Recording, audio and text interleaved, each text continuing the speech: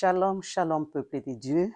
Je suis votre servante, Maman Claudine Manunga, l'épouse de Jésus-Christ de Nazareth, appelée et choisie par lui-même, le roi des rois, Jésus-Christ de Nazareth, pour annoncer l'évangile pur et sans mélange, selon le livre de Galates, chapitre 1, verset 8.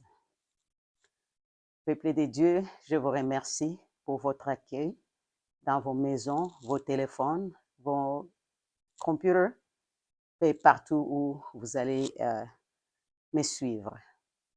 Que la paix de Dieu soit avec vous. Nous allons d'abord prier. Père éternel, merci pour ces moments glorieux que tu as permis à ce que nous puissions t'écouter, ô tendre Père. Ta parole est ce que le monde a besoin. Jésus, tu es l'espoir dans ce monde perdu. Je te demande, Père, à ce que tu disposes les cœurs et les oreilles de tes enfants afin qu'ils t'écoutent. Tendre Père, qui suis-je pour m'accorder les privilèges d'annoncer la bonne nouvelle à tes enfants. Je prie à ce que je puisse mourir et que le Saint-Esprit prenne contrôle de toutes choses. Parle-nous au Saint-Esprit, brise le cœur des incrédules, débouche les oreilles de ceux qui ne veulent pas t'écouter. Nous avons besoin de toi, Jésus. Parle-nous. Merci pour tes aimants. Au nom de Jésus, nous t'avons ainsi prié, au tendre Père. Amen.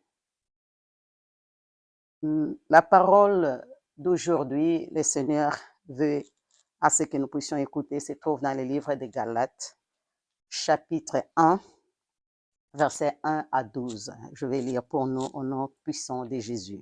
Paul, apôtre, non de la part des hommes, ni par un homme, mais par Jésus-Christ et Dieu le Père, qui l'a ressuscité des morts, et tous les frères qui sont avec moi aux églises de la Galatie, que la grâce et la paix vous soient données de la part de Dieu, le Père, et de notre Seigneur Jésus-Christ, qui s'est donné lui-même pour nos péchés, afin de nous arracher du présent siècle mauvais, selon la volonté de notre Dieu et Père, à qui soit la gloire au siècle des siècles. Amen.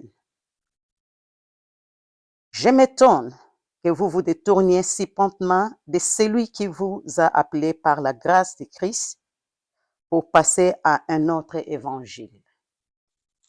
Non pas qu'il y ait un autre évangile, mais il y a des gens qui vous troublent et qui veulent renverser l'évangile de Christ.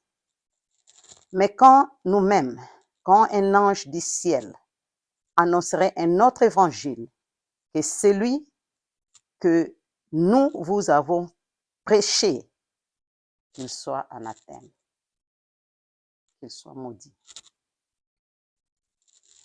Nous l'avons dit précédemment et je le répète à cette heure. Si quelqu'un vous annonce un autre évangile que celui que vous avez reçu, qu'il soit anathème. Et maintenant, c'est la faveur des hommes que je désire ou celle de Dieu? Est-ce que je cherche à plaire aux hommes? Si je plaisais encore aux hommes, je ne serais pas serviteur de Christ. L'évangile qui a été annoncé par moi n'est pas de l'homme, car je n'ai ni reçu ni appris d'un homme, mais par une révélation de Jésus-Christ. Amen. Frères et sœurs dans le Seigneur, la parole est claire.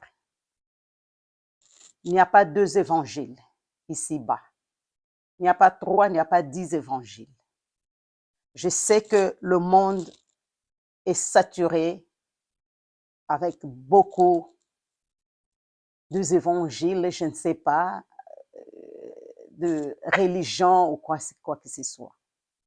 Mais moi, je vous assure, comme Paul nous rassure ici, dans Galates chapitre 1, verset 1 à 12, qu'il n'y a que Jésus-Christ de Nazareth qui est le vrai Dieu et l'évangile pur et sans mélange. Papa et maman, toi qui connais déjà que Jésus est le Fils de Dieu, les seuls qui étaient morts sur la croix de Golgotha à cause de nos péchés. Toi qu'on avait appris l'évangile pur et sans mélange.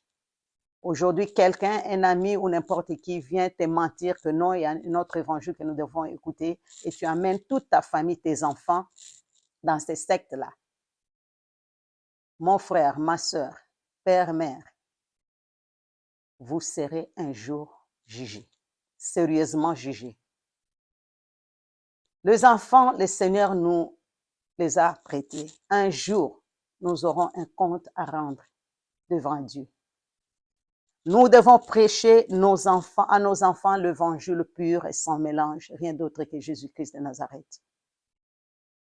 Toi qui vas permettre ta fille, ton fils, épouser quelqu'un de n'importe quel secte, et quand la personne va épouser, surtout vos filles, quand ils vont épouser ces gens-là, ils partent là-bas, ils deviennent automatiquement le membre de ces sectes-là. Ils vont donner des enfants au monde.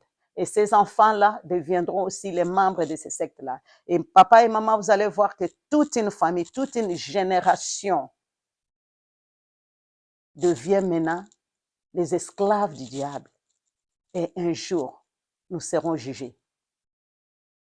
Jésus-Christ n'est pas venu prêcher la prospérité. Il n'est pas venu prêcher la richesse. Il n'est pas venu prêcher le mariage. Il n'est pas venu prêcher le voyage.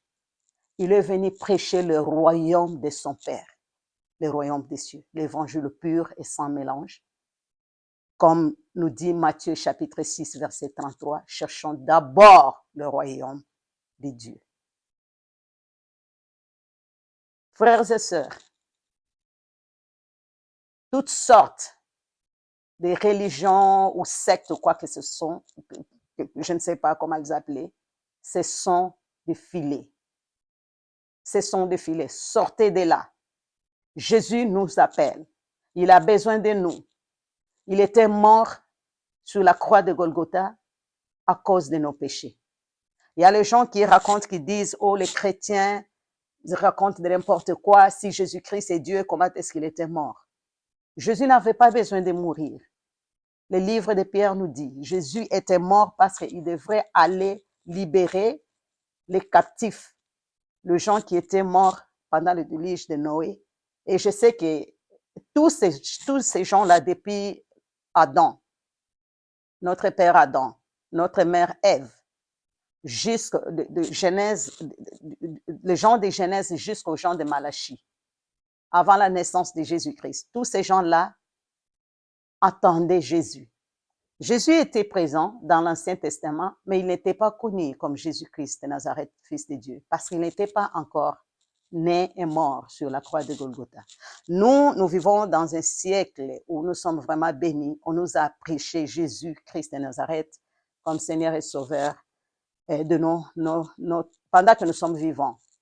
Mais ces gens-là de l'Ancien Testament n'ont pas eu cette grâce. Alors Dieu le Père, en tant qu'un Dieu juste, il devrait aussi donner l'opportunité à ces gens-là d'écouter l'évangile pur et sans mélange, l'évangile de Jésus-Christ, et leur donner la chance du salut. C'est pour cela que Jésus devait descendre en bas. Et si vous vous souvenez à la croix, quand les deux brigands qui étaient morts avec Jésus, l'autre est là, attaqué Jésus, mais il y a un qui avait demandé que le Seigneur puisse le pardonner. Jésus avait dit à ces types-là, à ces voleurs-là, que aujourd'hui je serai au paradis avec toi. Donc, la mort n'avait aucun pouvoir sur Jésus.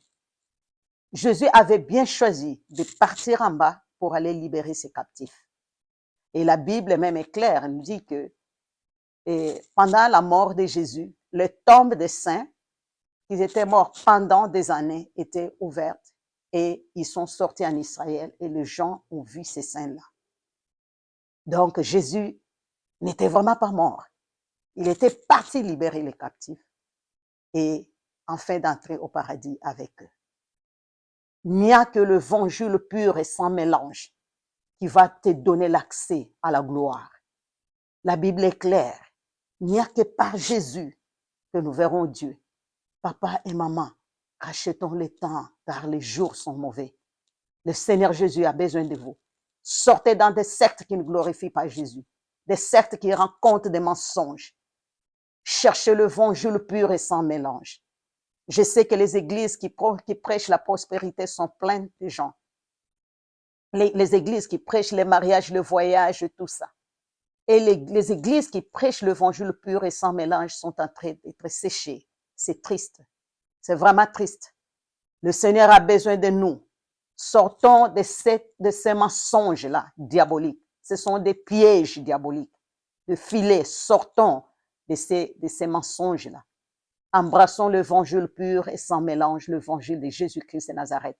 Que personne d'autre ne vous enseigne un autre évangile que l'évangile pur et sans mélange, l'évangile de Jésus-Christ de Nazareth. Voilà ce que le Père a voulu à ce que nous puissions écouter aujourd'hui. Merci pour m'avoir permis de vous parler. Vous m'avez permis de vous parler et je vous ai annoncé ce que Jésus m'a dit de vous annoncer. Papa et maman, enseignons la Bible à nos enfants. Racontons Jésus-Christ de Nazareth comme le Dieu véritable à nos enfants. Si tu n'éduques pas tes enfants à la maison, il y a quelqu'un d'autre dehors qui attend ton enfant pour l'éduquer. Mais quelle éducation ton enfant va recevoir d'un étranger dehors de ta maison?